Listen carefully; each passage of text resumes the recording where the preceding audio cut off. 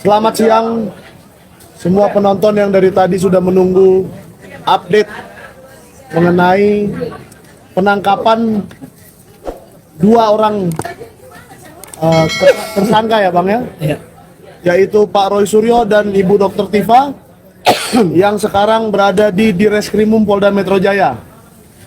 Ditangkap jam 7 pagi di rumahnya dan sampai sekarang masih menjalani proses di Polda Metro Jaya. Kita sekarang sedang bersama Pak Sugeng, Pak Azam Khan dan Pak Ahmad Kozinudin. Ketiganya adalah lawyer atau kuasa hukum dari Pak Roy Suryo dan Dr. Tifa. Ya, kita minta penjelasan apa yang sudah terjadi sampai jam 1.30 siang ini. Saya tadi ada mendengar ada surat-surat yang harus ditandatangani dan sudah berjalan prosesnya. Apakah pihak kejaksaan juga sudah hadir di sini? Siapa yang mau menjelaskan duluan? Apa Pak Azam atau Pak Kozinudin? Pertama update dari dalam, silakan Bang Azam ya. Karena Ya, Bang Azam dimulai dari Bang Azam dulu. Yang terakhir melihat kondisi. Assalamualaikum warahmatullahi wabarakatuh. Terima kasih Mas Michael. Jadi gini, tadi kita sempat dampingi, walaupun lebih dahulu didampingi oleh Sang Haji, Mas Sang Haji. Nah, poin yang kita dapat bahwa menolak untuk penangkapan dan penahanan itu yang tidak ditandatangani oleh pihak dari Mas Roy. Nah, kita protes juga bahwa penangkapan ini tidak melalui prosedur menurut kita. Kalau kita ngacu pada KUHP 100 yang baru, itu harus ada 2 kali surat pemanggilan baru. Kalau tidak ada maka dijemput paksa. Nah, ini masalahnya semua terlampaui, tendang semua. Apalagi mengacu pada proses lewatnya waktu, gitu loh ya. Nah, sehingga permainan-permainan rekan dari kepolisian ini sangat sumir sekali, dipaksakan cara menangkap terus menahan seenaknya sendiri gitu ya. Pada saat menangkap dan menahan tidak manusiawi juga. Orang mau bawa obat nggak boleh, orang mau salin sampai mau mandi nggak boleh. Itu maksudnya apa sih? Gitu loh. Oh, ini manusia kok. Ya, jadi pelanggaran HAM-nya juga ada, gitu loh ya. Nggak boleh begitu. Dan surat tidak pernah diterima. Misalnya ada surat panggilan ke-1 sesuai KUHP 100 ya, yang baru ya. Panggilan kedua tidak diindahkan baru dijemput. Nah, ini proseduralnya tidak pernah ada surat sama sekali loh. Langsung mau datang suruh tanda tangani penangkapan dan penahanan. Nah, ini kan kacau. Nggak boleh begitu caranya. Nah, tadi sudah jelas tidak mau ditahan dan tidak mau ditandatangani oleh Mas Roy tentang penangkapan surat tersebut dan penahanan. Tapi tadi juga sempat mau dipasangkan baju orange, kita tolak, gitu loh ya. Ya sedikit agak tegang di dalam, tapi akhirnya pun ya diperbolehkan baju hanya dibawa, nggak boleh dipakai. Saya tidak memperbolehkan memakai baju oranye itu. Jadi silakan dibawa, nggak apa-apa, tapi jangan dipakai. Terus kita antarkan ke dalam ruangan di bawah, sambil lalu pas waktu adzan untuk sholat Jumat, jam 12:04 kita lepas. Mas Roy, kita keluar semua dengan Mas Sang Haji, ada Soraya juga waktu itu ikut. Ya, saya kira itu yang bisa saya lihat, bisa saya rasakan, dan saya dampingi. Nah, selanjutnya silakan, Mas Aka. Baik, bismillahirrahmanirrahim. Assalamualaikum warahmatullahi wabarakatuh. Tadinya kami berasumsi bahwa proses ini sebagaimana pada saat penetapan tersangka, di mana saat itu kami juga sudah menyiapkan berkas jaminan dan surat permohonan penangguhan sehubungan dengan penetapan tersangka, dengan harapan jika sewaktu-waktu ditetapkan sebagai tersangka kami bisa langsung mengajukan penangguhan penahanan. Pada tahap penetapan tersangka, alhamdulillah saat itu tidak dilakukan penahanan. Namun hari ini ternyata golden time-nya tidak menunggu waktu malam, ya. Golden time-nya tidak menunggu wewenang dari penyidik saat melakukan penangkapan 1 kali 24 jam bisa melakukan pemeriksaan. Tapi hari ini tadi Bang Azam sudah menginfokan kepada kita perkembangan pendampingan pemeriksaan. Setelah melakukan BAP langsung pada proses penahanan, dan tadi sudah di rumah tahanan di Polda Metro Jaya begitu.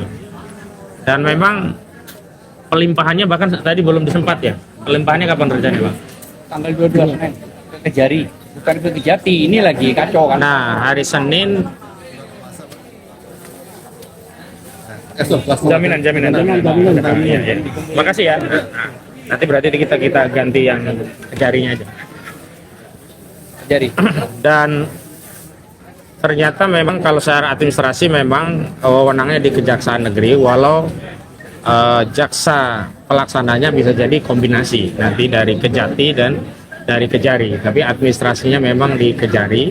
Dan hari Senin tanggal 22 ya, 22 ya, jam 9 akan dilakukan tahap 2 atau pelimpahan tersangka dan barang bukti ke pihak jaksa, yakni Kejaksaan Negeri Jakarta Selatan, walaupun supervisinya langsung dari Kejaksaan Tinggi DKI Jakarta. Nah, Kejaksaan Negeri Jakarta Selatan kemungkinan kita tidak tahu nanti, berarti persidangan akan dilaksanakan di Pengadilan Negeri Jakarta Selatan, karena sebelumnya kami duga akan dilaksanakan di Jakarta Pusat karena ada beberapa lokus delikti itu di Jakarta Pusat ya, walau memang ada juga di Jakarta Selatan. Dan dalam konteks kewenangan peradilan, memang jika ada kewenangan beberapa pengadilan untuk mengadili suatu perkara, maka jaksa nanti bisa memohon penetapan salah satu pengadilan untuk mengadili perkara itu. Nah, dugaan kami nanti ini akan dilimpahkan ke Pengadilan Negeri Jakarta Selatan, karena jaksa yang secara administrasi menangani perkara ini tadi sudah disebutkan adalah Kejaksaan Negeri Jakarta Selatan. Hari Senin tanggal 22 Juni ya, jam 9. Nah, beberapa hal yang perlu kami sampaikan adalah, yang pertama tadi kami sudah mengedarkan surat jaminan. Jadi saya mohon kepada seluruh aktivis, para tokoh, ulama, aktivis, ustadz, termasuk mahasiswa, untuk berkenan mengisi surat jaminan penangguhan penahanan yang di sana isinya pertama identitas pihak yang akan menandatangani selaku penjamin. Kemudian di situ kami terangkan sehubungan dengan ditetapkannya tersangka, yakni Pak Roy Suryo ini, dan kemudian sudah ditahan di rumah tahanan negara, maka pihak penjamin ini menjamin untuk kepentingan penangguhan penahanan, yang pada pokoknya menjamin Pak Roy Suryo tidak akan lari, tidak akan menghilangkan barang bukti, tidak akan melakukan suatu kejahatan yang dituduhkan. Karena kami belum sepakat bahwa Pak Roy itu melakukan kejahatan, karena sampai hari ini belum ada kejahatan yang terbukti melalui pengadilan. Tapi bahasanya memang kita buat sebagai yang dituduhkan melakukan kejahatan. Selanjutnya, kalau nanti sudah terkumpul melalui PIC atau relawan-relawan kami, relawan hukum maksudnya ya, yang mengumpulkan itu akan mengkompilasi dokumen jaminan tadi sebagai lampiran untuk permohonan penangguhan penahanan. Di antara kami tadi juga sudah dapat kiriman dari Pak Din Samsudin.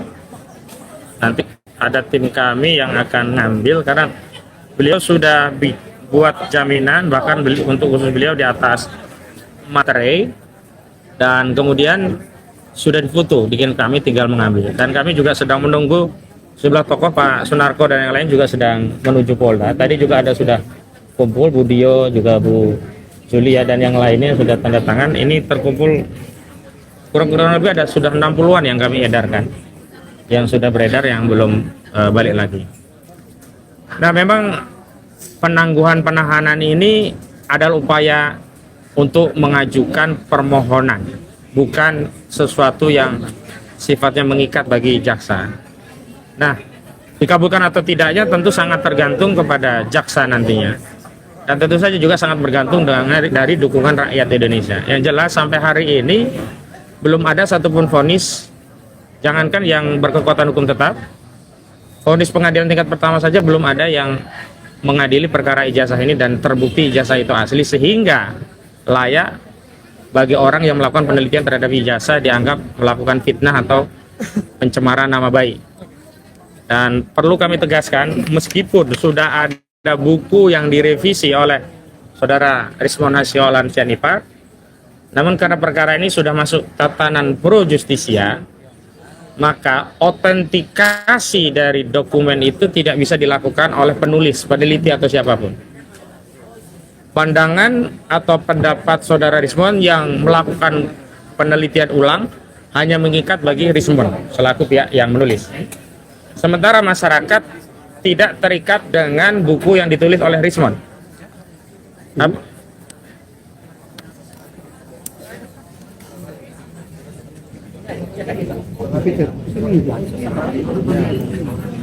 Lanjut Bang.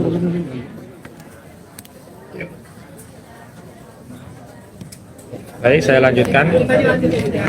Apalagi keyakinan akan ijazah yang dimiliki Saudara Joko Widodo bermasalah itu dasarnya bukan hanya dari buku yang diterbitkan oleh Rismon Sianipar.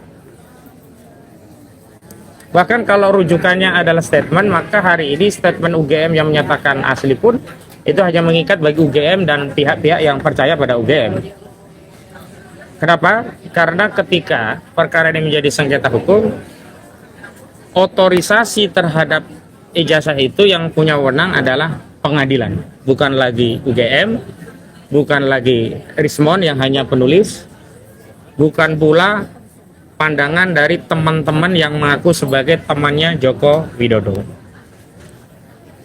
Merujuk apa yang disampaikan Rismon bahwa dia sudah melakukan semacam autentikasi terhadap dokumen ijazah Saudara Joko Widodo yang kemudian dideskripsikan sebagai ijazah asli, kami ingin menegaskan bahwa autentikasi itu paling tidak melalui 3 tahapan. Yang pertama verifikasi, yang kedua autentikasi itu sendiri, yang ketiga adalah otorisasi. Saya berikan analogi seperti kita mau masuk ke alamat email atau domain email kita. Proses verifikasi itu ketika kita memasukkan username. Autentikasi itu ketika memasukkan password.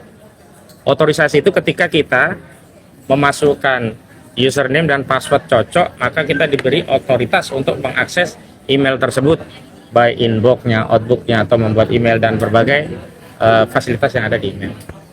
Nah, karena perkara ini sudah perkara hukum pro justisia, beda dengan sebelum Saudara Joko Widodo mengadukan klien kami di 30 April 2025 yang lalu, misalkan Saudara Rismon melakukan kajian ulang, mengautentikasi ijazah dan mengubah pandangannya, maka itu mengikat dan tidak perlu lagi butuh putusan pengadilan karena belum ada proses pro justisia. Nah, hari ini seluruh verifikasi yang dilakukan ahli ini tidak bernilai sepanjang tidak diadopsi sebagai pertimbangan hukum dari pengadilan. Maka punya wewenang dalam kasus hari ini yang memverifikasi, yang mengautentikasi, bahkan mengotorisasi bahwa dokumen itu sah. Karena kalau kita bisa bicara autentikasi itu berkaitan dengan pemberian penilaian terhadap identitas seseorang atau entitas apakah sah atau tidak. Dan hal ini kita sedang lakukan autentikasi kepada dokumen ijazah yang dimiliki seseorang, apakah sah atau asli atau tidak. Nah, karena itu sebenarnya apa yang dilakukan Polda ini juga bukan merupakan bukti bahwa Roy Suryo keliru penelitiannya, juga bukan merupakan bukti bahwa ijazah Saudara Joko Widodo asli atau otentik. Karena belum ada proses autentikasi dokumen ijazah ini secara pro justisia. Kalau email itu nanti prosesnya melalui tulis username, password baru bisa masuk.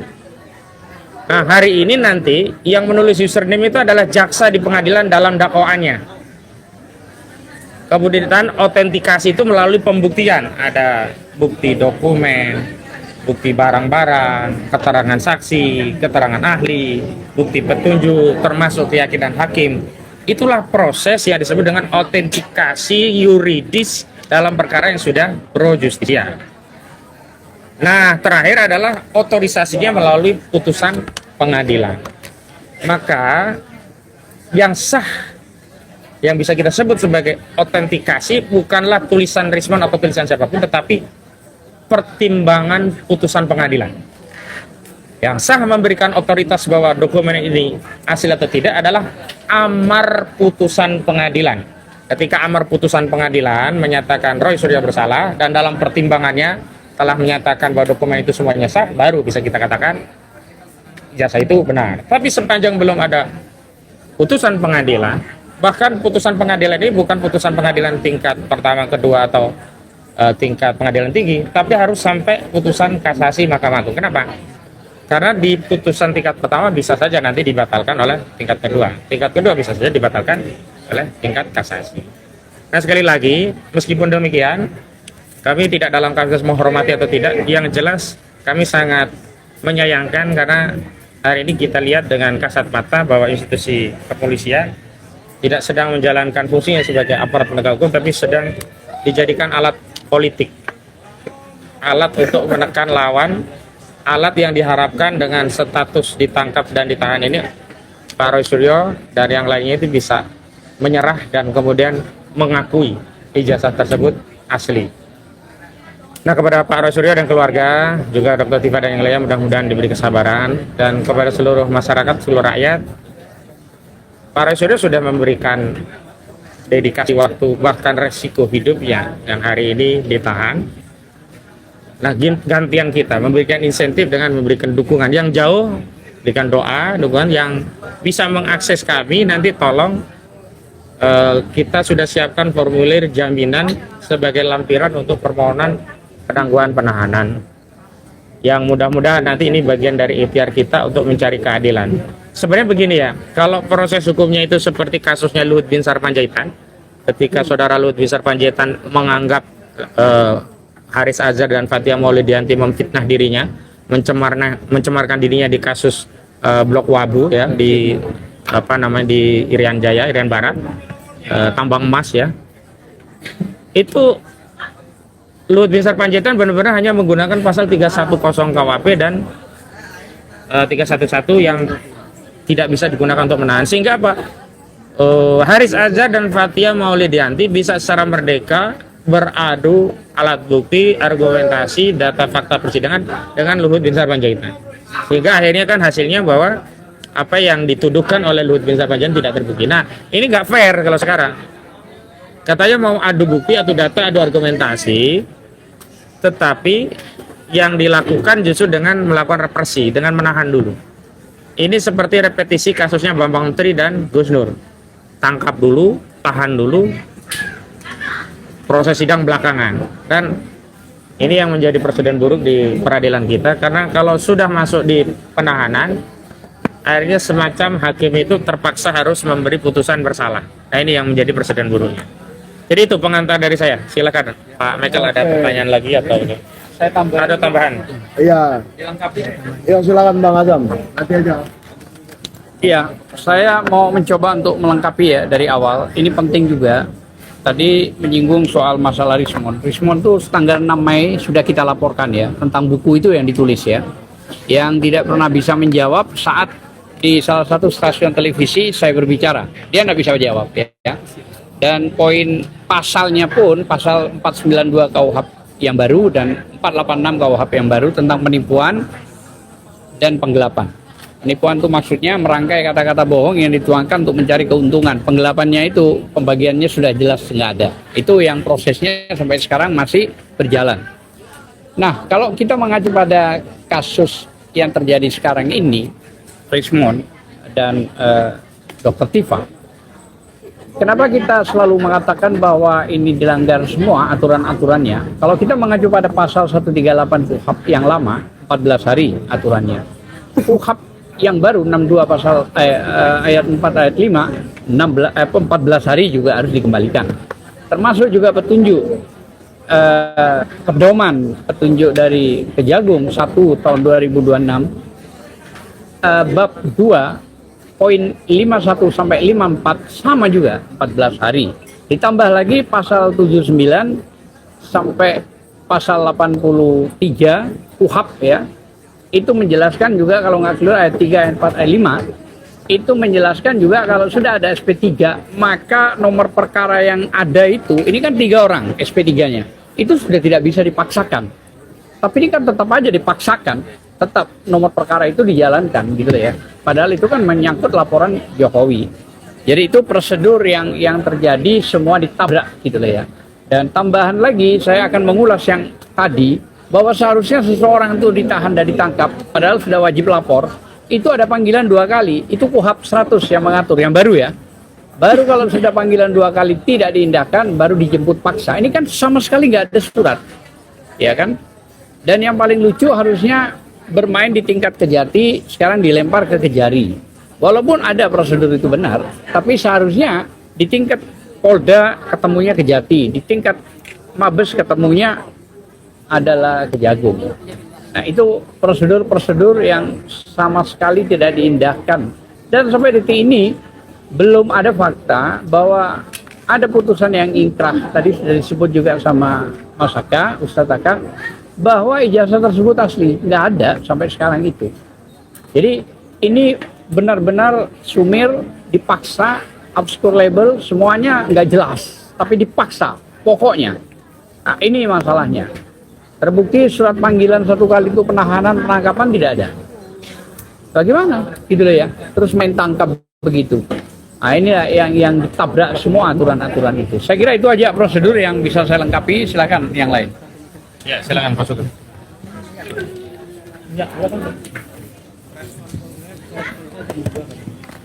Ya, penangkapan daripada Ore Suryo dan Tifa itu merupakan kejutan bagi kami karena kami sebagai kuasa hukumnya enggak tahu sama sekali, enggak pernah diberikan yang surat P21 tersebut.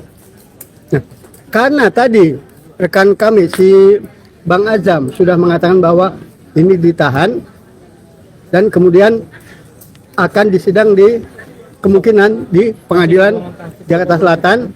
Kita cuma minta satu, Jokowi harus berani hadir di pengadilan menunjukkan ijazah palsunya, ijazah aslinya, ijazahnya. Jangan seperti yang sekarang-sekarang ini, ya, cuma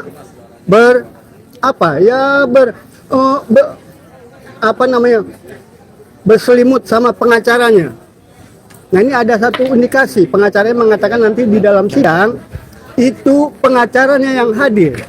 Jadi kalaupun misalnya ijazahnya itu pengacaranya yang hadir. Nah ini yang kita tidak harapkan.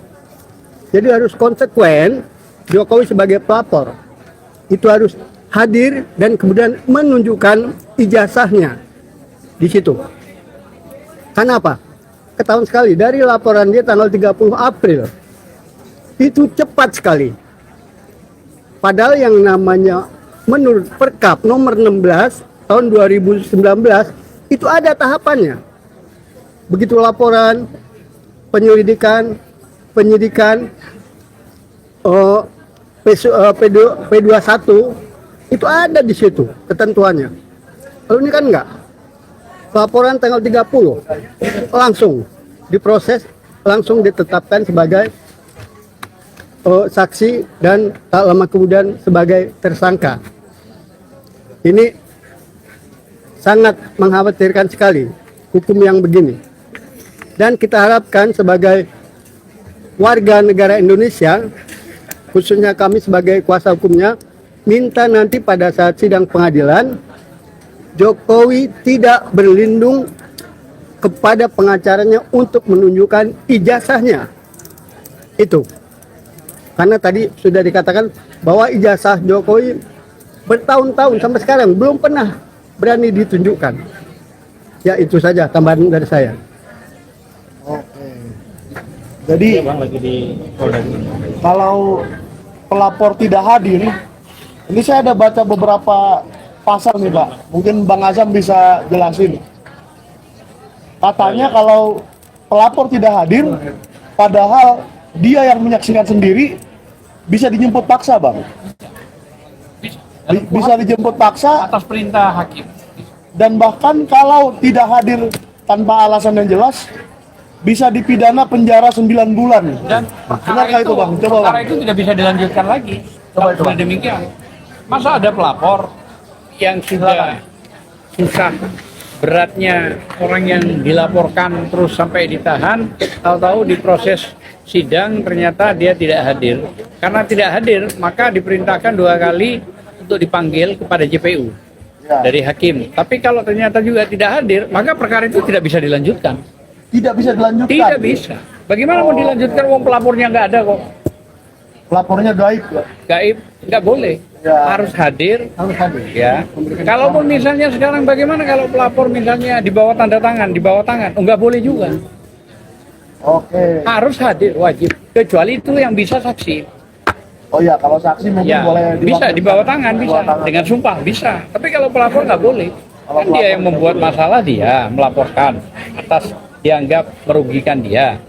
Maka karena sebenarnya ini kan jadi aduan absolut. Jadi aduan absolut itu hanya poinnya yang lama 310, 311. Kan itu aja dan tidak bisa nahan harusnya. Tapi kan ada ditambah pasal 32, yaitu pasal ITE dan pasal 35 yang memungkinkan orang ditahan. Tetapi tidak bisa dibuktikan dulu di mana yang diedit. Kan pasal 32, 35 itu hubungannya itu satu rangkaian bahwa ada yang diedit. Apa yang diedit? Nggak ada yang diedit. Nah ini kan suka-suka namanya. Dan saya sudah menjelaskan tadi, di KUHP 100 itu yang baru, orang dipanggil itu 2 kali. Kalau 2 kali orang tersebut tidak datang, maka dijemput paksa dengan surat. Lah ini langsung dengan surat tanpa ada surat. Bagaimana? Oh. Nah, ayo. Memang nggak ada surat ya. Nggak ada surat panggilan. Nggak ada. Karena alasannya apa? Untuk tidak melarikan diri, menghilangkan barang bukti. Apa? Orang tidak kemana-mana kok, gitu loh. Terus yang paling lucu lagi, mau ngulang-ulang. Apa yang diulang-ulang? Gitu loh. Nggak ada, ini kan hanya Temul aja yang bilang diulang-ulang. Gitu. Ya, saya kira itu. Jadi poin pentingnya kalau pelapor itu wajib hadir, bukan sunnah, wajib, hukumnya pidana loh ya. Kalau perdata itu kan gugatan. Bang, saya dengar tadi sebentar lagi Polda Metro Jaya akan mengadakan konferensi pers resmi ya. Jam 2 siang ya. Ini udah jam 2 lewat ini sedikit. Oh ya udah kalau itu kita tutup. Apa kita bergeser ke sana? Iya. Ya, Biar kawan-kawan bergeser dulu aja. Ah, Dan kita akan respon nanti apa yang dikatakan ya, Polda. setelah ini